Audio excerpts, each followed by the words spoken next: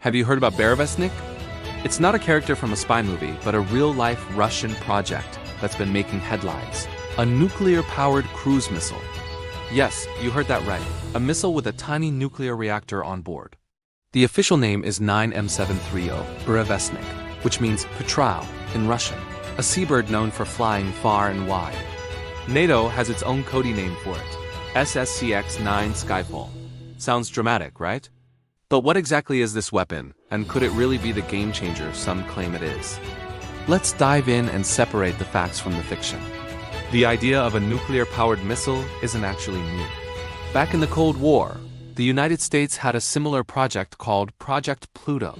They imagined a nuclear-powered ramjet engine that could propel a missile at supersonic speeds for weeks, even months, circling the globe before striking its target.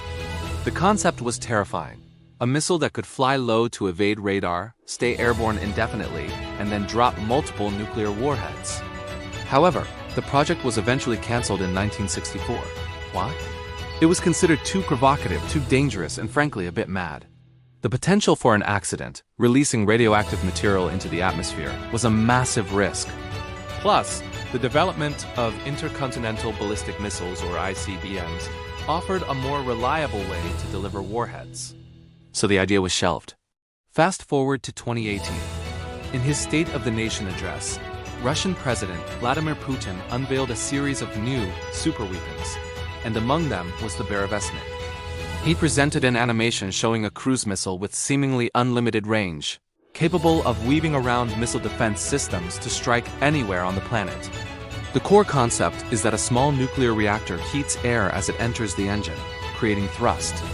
Unlike conventional jet fuel, this power source wouldn't run out, giving the missile a theoretical range limited only by the mechanical lifespan of its parts. So how would this actually work in a real-world scenario? Imagine a weapon that could be launched from Russian territory and take an unpredictable, circuitous route to its target. It could fly over the South Pole to approach the United States from the south, bypassing the dense network of early warning radars in the north. It could loiter for days or weeks, waiting for the perfect moment to strike, making it an incredibly flexible and unnerving weapon. This ability to fly low and slow, under the radar, and for an almost unlimited duration is what makes it different from traditional ballistic missiles, which follow a predictable, high-arcing trajectory. But here's the big question. Is it real, and does it work? This is where things get murky. Developing a compact, reliable nuclear reactor that can fit inside a missile and withstand the intense stresses of flight is an enormous engineering challenge. The US struggled with it in the 60s with far more resources, and the technology hasn't gotten magically simpler. There have been reports of multiple tests of the Berevesnik, and many of them have apparently ended in failure. Perhaps the most tragic and telling incident occurred in 2019 near Nyonoksa, in northern Russia. A mysterious explosion at a military test site resulted in the deaths of several scientists and a temporary spike in radiation levels in the nearby city of Severodvinsk.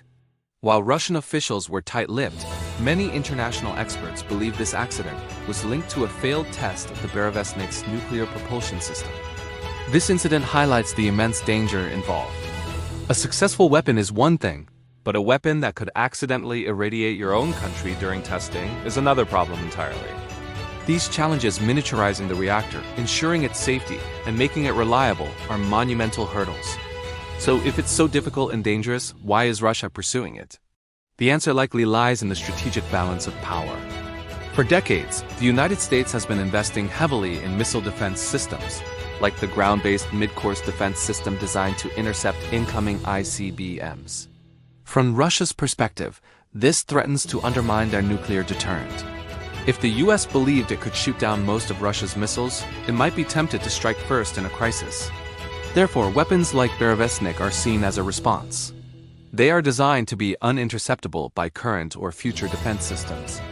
A low-flying, maneuvering cruise missile with unlimited range is the perfect tool to circumvent these defenses. It's a way for Russia to say, no matter how strong your shield is, we will always have a spear that can get through. It's about maintaining the strategic stalemate, known as mutually assured destruction, or MAD, which, paradoxically, has kept the peace between nuclear powers for over half a century. Now, let's play devil's advocate. Is Berevesnik truly a game changer? The term gets thrown around a lot, but what does it actually mean? A game changer is something that fundamentally alters the rules of strategy. While the concept is frightening, it's not clear that Berevesnik does this. Both Russia and the United States already possess thousands of nuclear warheads that can be delivered by land-based missiles, submarines, and bombers. This is the nuclear triad. Submarine-launched ballistic missiles, for example, are already incredibly difficult to track and can strike from unpredictable locations. So even if Berevesnik becomes fully operational, does it give Russia a capability it doesn't already have in some form? It adds a new layer of complexity and a new threat vector for sure. It would force the US and its allies to invest in new types of surveillance and defense, perhaps looking at comprehensive 360-degree radar coverage and new ways to detect low-flying objects. But would it make a nuclear exchange more likely? Probably not. The consequences of any nuclear use remain just as catastrophic. The core logic of nuclear deterrence would likely hold. It's less of a game changer and more of a game complicator. Furthermore, we need to consider the reliability and cost. How many of these missiles could Russia realistically build and deploy, given the immense cost and technical difficulty? And how reliable would they be? A weapon that has a high chance of failing on the launch pad or crashing mid-flight isn't a very effective deterrent. The existing triad of ICBMs, SLBMs, and bombers is battle-tested and reliable. Berevesnik, at least for now, is an unproven and potentially volatile technology. Some analysts even suggest that the announcement of Berevesnik and other superweapons is as much about psychological and political messaging as it is about military capability. It's a powerful statement of technological prowess and a warning to adversaries. It projects an image of strength and innovation, even if the hardware itself is still in the experimental phase. In the world of international relations, perception often matters as much as reality. In conclusion, the Berevesnik missile is a fascinating and chilling echo of a Cold War concept, reborn with modern technology. It represents a significant engineering ambition aimed at circumventing modern missile defenses and ensuring Russia's nuclear deterrent remains credible.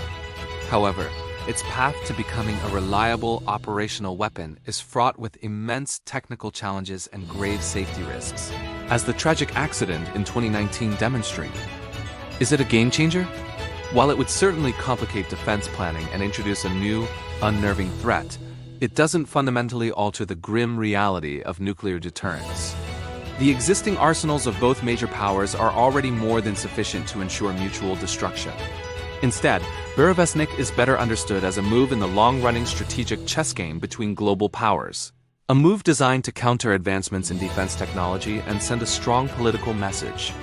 The Skyfall missile is a stark reminder that the nuclear age is far from over, and the quest for strategic advantage continues to push the boundaries of technology, for better or for worse. Thanks for watching. What do you think about this new generation of weapons? Let me know in the comments below. And if you found this breakdown interesting, don't forget to like this video and subscribe to the channel for more deep dives into the technology and strategy shaping our world. See you next time.